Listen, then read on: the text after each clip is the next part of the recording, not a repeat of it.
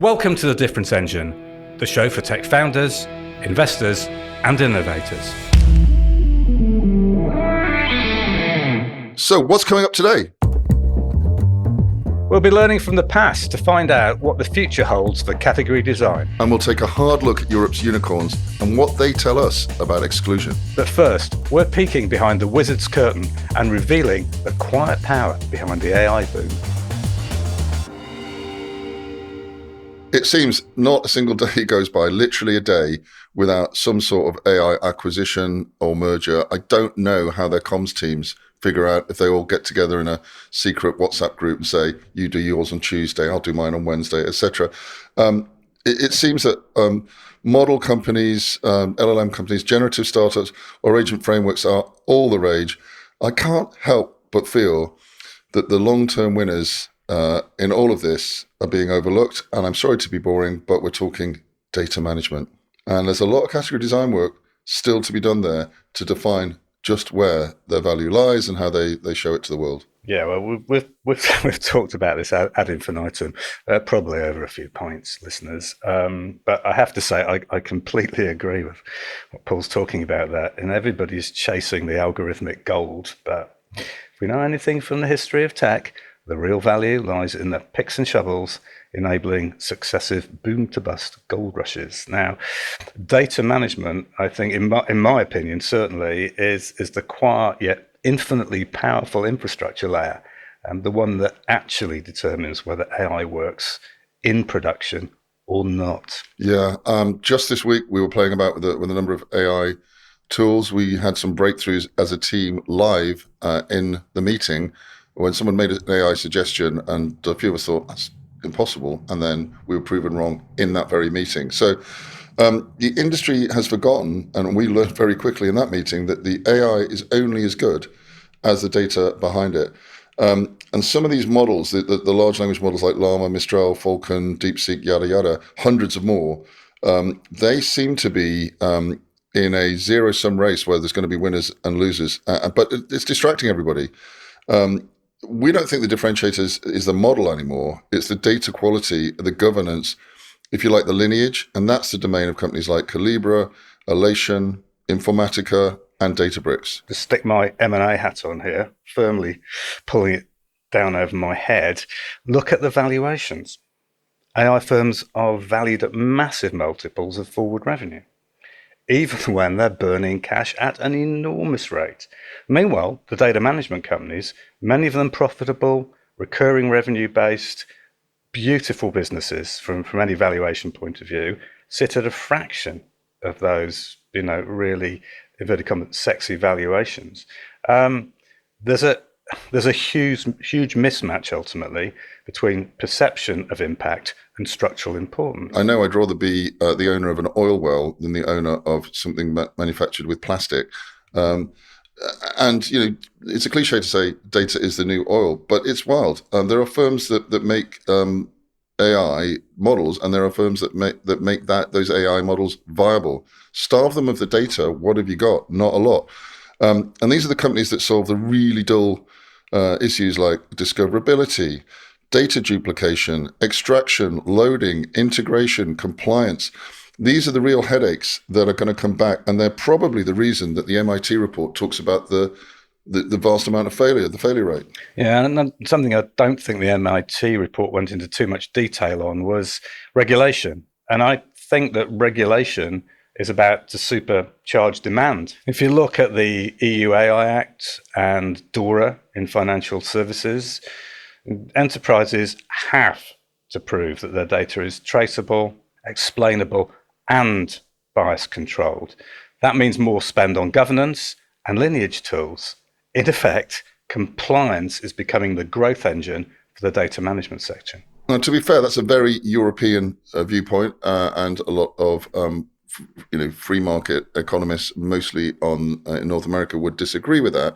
But I do agree with it, and it's typical that at the best solutions, you can think of the Mini and the iPhone. They come from having restrictions, restraint and constraints in their design, and regulation is a bit like that. So if you regulate something and say what it can't do, the very best category designers, the very best designers of any kind, will realize that that is what's going to supercharge their success. So regulation, therefore, might not be the enemy of innovation.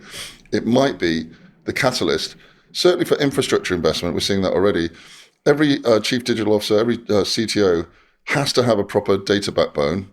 And these days, they might be thinking about having another one than AWS. But they need to have a proper data backbone before they can even start extracting the value from their Gen AI and other AI applications. So oddly, these guys, the people that are the buyers, the recipients, may have a lot more power, in the future of AI than the media. Yeah, and if you want to see a great example, sports fans, of how regulation drives innovation, look no further than Formula One racing.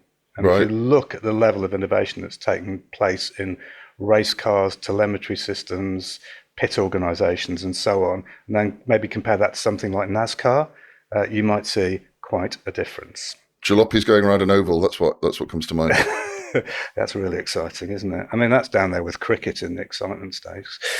It's sort of weird that AI gets the glamour, but it's data management that is actually the thing which is indispensable. These firms, not to put too fine a point it, have sticky revenue, high renewal rates, and mission critical status. If one of their platform goes down, the entire data fabric of anything from a bank to a hospital or an entire health system collapses. And the ongoing implementation of AI makes their role even more critical. And yet they're undervalued because they don't have that AI sizzle.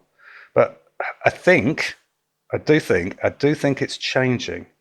And what I think we're seeing is an AI-driven M&A wave forming where buyers move down the stack to enable the imagined AI applications everybody's getting so excited about, to enable them to really deliver value. Yeah, I think the smart money's starting to move, right? Databricks bought, and I hope I pronounce this right, Archeon. I hope it's not Archeon. That would be a bummer, wouldn't it? Yeah, that'd be a bum note. And Salesforce bought Informatica. It's much easier to say. These are signals that people understand that the devil, maybe the dollar, is in the data. A lot of hyperscalers will need these players, so we may see some interesting M&A action there as well. Right, and this is the point where I start to talk about history. So, we should know our history and act on it. It's the same, think about it. It's the same playbook we saw with cloud computing. The early money went into the app developers, but over time, the infrastructure layer, and in that case, it's AWS, Microsoft's Azure, Google's GCP, captured the real margin and the market power, just as Cisco did in the underlying internet build-out in previous years. Right, and these are the parallels I think that it's easy to miss, right? In AI, controlling the data layer equals essentially controlling the AI economy. Front-end models and applications may come, they will go, but the data platforms are the connective tissue, and whoever owns that layer won't just enable the performance of their business. They will ultimately have a stranglehold on the performance of entire economies. And they own the customer relationships, not so much LLMs, which are very switchable. Oh, and of course, the recurring revenue. What are we all in business for? To make a profit, ultimately. So, from an investment point of view, all those lovely data layer SaaS companies are still a more defensible bet. Predictable cash flows, real customers, positive margins.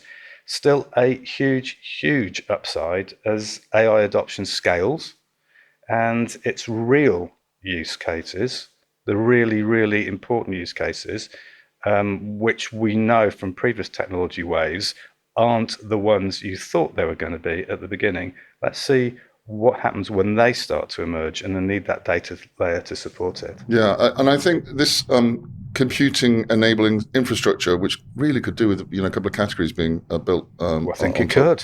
Yeah, we're here. We're available for hire. Once the hype cools and people realize that valuations really are in the wrong place right now, and maybe some of these data layer companies will see the valuations rise. It's sort of inevitable. Right. So maybe the smartest move right now isn't to chase the next Chat GPT clone. It's to invest in the infrastructure categories that make Chat GPT et al. Possible. Yeah, so I think we're all reaching for our keyboards right now, phoning up our broker or whatever one does, reaching for the phone to make some bets. This enabling infrastructure is going to be the categories that matter, we think, down the line.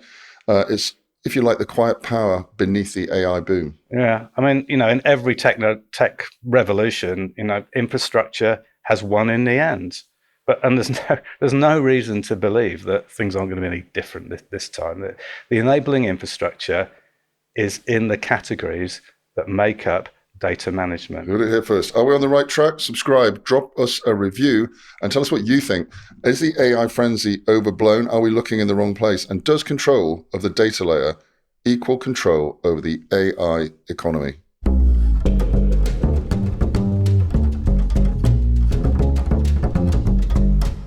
Right, let's dive into Europe's unicorn scene. Those shiny billion-pound, euro startups and potentially category leaders are everywhere. Everyone likes to talk about them, but we're asking the tricky question: is a success story proof of meritocracy or a sign our ecosystem is still today a gated community? Right, because the data this year is, well, let's just say familiar. 16 new unicorns across Europe, 27 founders in total, and get this, every single one of them is male. All XY, no change there. And when you dig deeper, the pattern we've seen gets even clearer. Average age, 32. Almost half of them, 92%, are uni graduates, and more than half have a master's or a PhD. Yeah, right. And, plus a not surprisingly high concentration of elite institutions.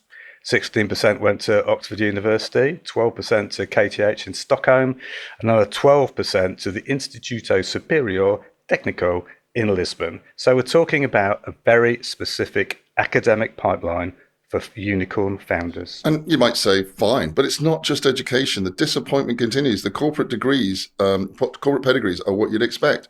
Where are their alma maters? Deloitte, Goldman Sachs, DocuSign, Adobe, all big name firms that are very safe bets for early careers. And they all seem to be incubating, by the look of this list, very similar types of unicorns. And working there gives you a lot of experience. It also gives you quite a high level of remuneration, which de-risks the next generation of unicorn builders. Now, you might be thinking we're sounding a little bit disappointing of this same old, same old. I think we need to point out it isn't bad per se. I mean, these are people who've clearly earned their stripes. They've worked to get to the top. They've seen how to scale and watched execution that really works. But 4 of these even came straight from academia. The teams behind Oxford Ionics and Organox. So it's not just tech and finance bros here. There's deep tech too. That's pretty heartening. And there are some interesting outliers, in fairness. There's 4 solo founders this year from Tide, N8N, Sana, and Nothing. I think they're the phone people. That's the name of the company, obviously. And an outlier in that the founder is actually, I think, of Chinese origin. And of course, Daniel Ek. You may be listening to us on Spotify, the Spotify founder who's responsible for a huge European founder cohort and now has his second unicorn with the health testing startup Nico. So yeah, there's a little bit of giving back, a little bit of flywheel going on, and some entrepreneurial stamina there. Yeah, I can't help but admire that, but still all male. In this year, 2025, you'd think, with all the drive for inclusion, would start seeing a shift by now. Yeah, maybe. It's a difficult one for us, and we're tackling it. Despite that, it raises the uncomfortable question: is this a merit-based free market situation? Is it coincidence that the people who are bright enough and most willing and able to take on the risk of building billion-dollar companies are all so similar, or are we seeing the effects of a closed loop, a white boys club formed around access, privilege, and networks? Ultimately, I'll lean towards a bit of both. You can't ultimately fake a unicorn, although I'd argue that some are still trying. I can think of a couple which I won't name. But, if you look at this, when that funnel is so narrow at the top, all male, mostly white, mostly elite university graduates and company alumni, you have to ask who's not getting into the funnel. Yeah, and policies around inclusiveness and diversity, evidently, at least to date, haven't really moved the needle. At least not at the unicorn level. Yeah, I mean, they just appear to be scratching the surface. So, disappointing. Maybe good intentions are not the answer. This has to change. We can't carry on, having, male elites running everything because, frankly, it's just not good for innovation. But maybe we've thought about this a lot because it's something we care deeply about and have done throughout our careers. And maybe there is a bright light coming through. The next wave of AI and decentralization could change that. Now, according to the latest UK figures, it's Manchester that's actually leading London by some way now in creating AI startups. So we think that's a good sign. After all, if you think about it, the barrier to entry in building something massive is now shifting. You don't need 200 engineers and a pile of VC money from guys in Patagonia Gilets from day one anymore. Yeah, and we've said this on a previous episodes and in previous segments. A 2-person or even a 1-person AI startup could, conceivably become a unicorn now, and that opens the door for lots of different kinds of founders, backgrounds, motivation, geographies, et al. To be realistic about this, it's only going to happen at scale if existing investors and networks are ready to back them, and the new ones, new networks with very, very different priorities, like Boardwave, come forward. Otherwise, we'll just automate the same old bias with better tools. Yeah. Europe's tech scene needs to change, we think, and can it evolve past this echo chamber? Can we build a truly diverse ecosystem? As you say, Boardwave is one of the organizations leading the way on this, and just avoid this repetition.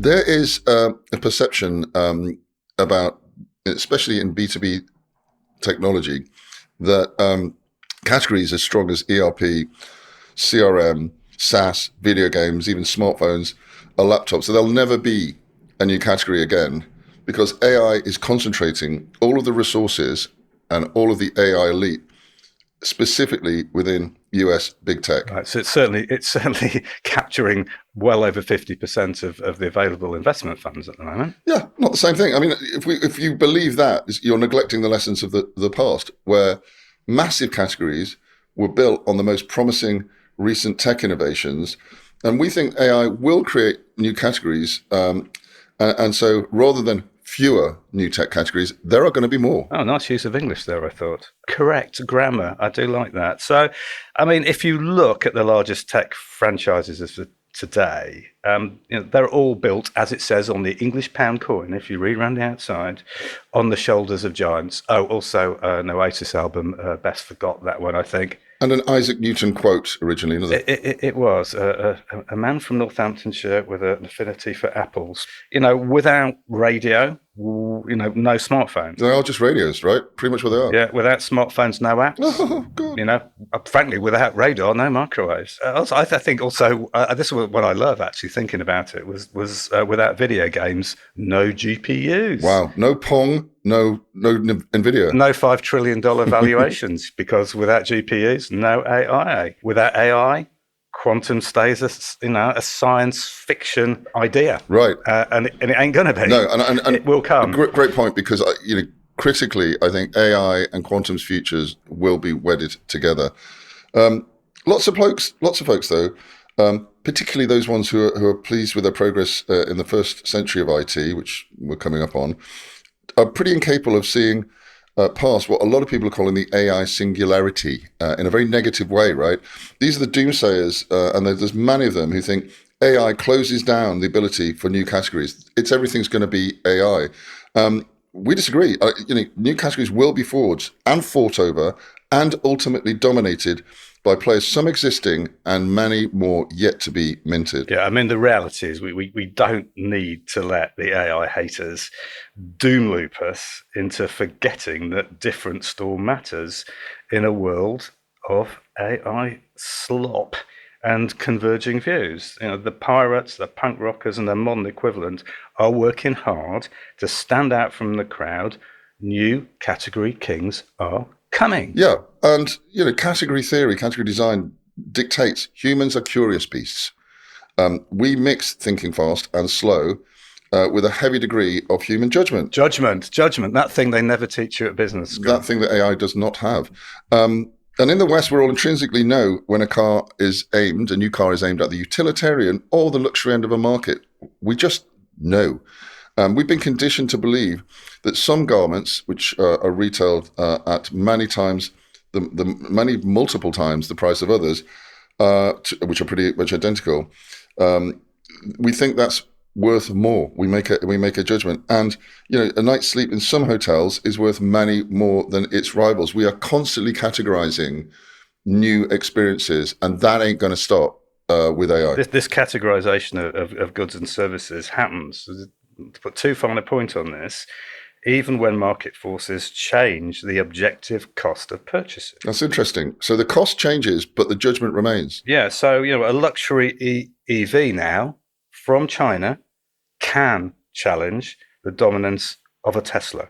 The rise of fast fashion does not decimate, to use the proper sense of the word, at least 1 in 10, sales of luxury brands. Meal deals, of which, frankly, listeners, I'm very fond. Everyone is. Still appeal as bargains, regardless of the costs of the individual items, which could cost up to twice the amount you actually get charged for your fabulous meal deal. What matters in all of these examples is the categorization.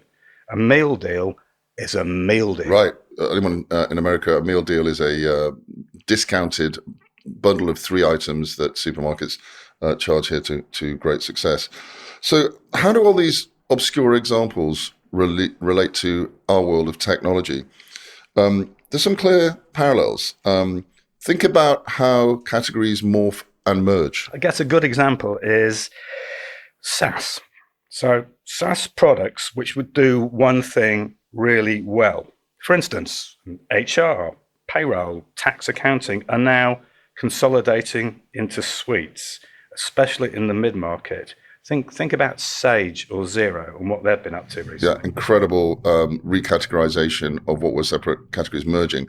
Messaging apps like X, formerly Twitter, Meta's WhatsApp, are finally becoming super apps. And we saw that recently with OpenAI allowing people to buy things straight off ChatGPT. Yeah, and of course there's the classic example, which is Google's progress from a search engine to the Microsoft challenger and more. Yeah, so those are examples. Those are 3 examples of merging.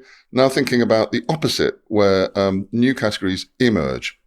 You've got Dell's heavily advertised laptops. They're laptops, but they're called AI laptops. Yeah, I love phablets. God almighty, phablets looking for product, looking for a solution. And the latest rebrand is really foldable phones. I'd recommend that as a great second-hand buy. Yeah, I'm sort of cynical too, but having seen one in action, they're pretty useful. They're pretty useful tools. But a new category, phablets, and then Spotify is trying to move from just a place where you listen to pods like this into more of a creator platform. And if you recall, we have had the founder, the guy that took TikTok from nothing to a lot in EMEA on this very pod. So all of these are creating brand new categories. So why on earth would it be that many believe AI is going to crush creativity and force us all to be takers and not makers? I think, the layers on top of baseline AI are where the future categories will emerge. Seems to be so, yeah. And frankly are emerging at the moment. The world will undoubtedly move AI at different paces, although the laggards, as is always the case, will be severely punished. And this is a historical change because of the rate of development much more so than those that held out against SaaS and cloud until they had no option other than to go there. Which is no bad thing. I think we're all pretty depressed with the sort of consolidators in the world of tech just hoovering up, frankly, revenue streams and milking them and not adding any innovation. But the big question we're all asking is, aside from the LLMs, who are these new likely category kings and queens and the largest, the LLMs are clearly going to be the largest companies the world has ever seen. They're already there. But the winners are pretty hard to pick. But let's face some facts. That game is at least halfway through. Some would say reaching endpoint. And the LLMs, we've got enough of them. And with open source, we've certainly got enough of them. There'll be some submodels, but what's the potentially killer use cases that we're seeing right now? How about micro LLMs for phones? Yeah, the right move to protect secrecy as edge AI computing becomes possible. Yeah, and we heard that on a recent pod here with Amber Bodegol, talking about, in her case, the need for a micro LLM on individuals' phones, which protects their data basically and keeps their privacy for sensitive things like female health. I'm possibly thinking here government sanctioned agents, RAG. The problem with that is that AI's future guardrails or simply just an enforceable pipe dream. Yeah, you can see this already. I mean, here in the UK, we're well advanced on making tax digital. Not at the forefront. That would be probably somewhere like India. But yeah, retrieval augmented generative AI, or RAG as they call it, where some of the data is held specifically for a certain purpose, perhaps to fulfill a government service. Definitely see that. I think if there's a third one, and we do like this of three here, it's probably going to be neurosymbolic AI, which I mean, you're going to hear a lot of that particular word in future, not the AI bit, the neurosymbolic Absolutely. bit. Is that just going to be some sort of vain dream to look into the black box of AI? Or is it going to be about humanizing AI's inverted commas thoughts? Yeah, I'm going with the former. If you think about the success to date of LLMs, it's all about words as symbols, and largely, and so what is the next best answer to a word in a sentence? And we fall for the magic trick as humans, and we say, "Oh my God, that thing can think." It's just plugging in language. Given all of this, what would we say that the category designers of the future look like? Yeah, well, firstly, don't be disheartened. Right, there is plenty to play for. There are going to be amazing businesses, aside from the LLMs, that AI will enable, and almost certainly, whatever those future category leaders are, they're going to be human, because even in the world of AI to date, humans still make the buying decisions. So when we talked about what makes a category, why do you think of a car as a luxury car or a cheap runaround? Humans categorize. So let's remember that humans will make those buying decisions and they will categorize, not AI. No matter how much AI leads them to any particular decision, that human will still make the decision. They will use judgment. The other characteristic, I would say, the second characteristic, is that they're going to be AI augmented from the start, which probably means great things, right? It'll be a lot of deep research, breakthroughs on maybe healthcare and energy creation that we've never thought of before. So it just raises the bar, and I think the category is going to be really excited. And the other thing that you can do now with AI that I think is a real game changer is you can test ideas at massive scale before committing. So, people talk about the one-person startup. That's possible when you can take an idea and, for instance, trial advertise, as WPP and others are doing, 1,000 different executions of an ad to see if there's traction there from humans.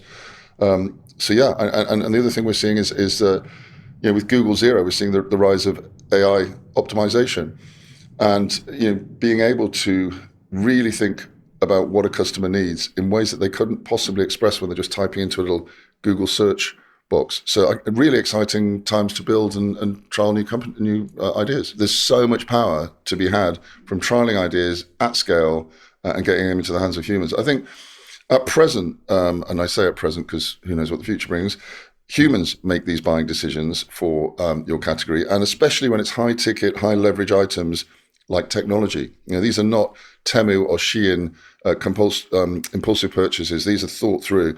That still happens. And while that happens, and the process of buying relies to some extent on human intuition or human categorization, we're still going to need humans in the loop. There's everything to play for. Thank you for listening. If you want to learn more about category design, head to becategorical.com. If you need help designing and dominating your category, then get in touch. Contact details are in the show notes.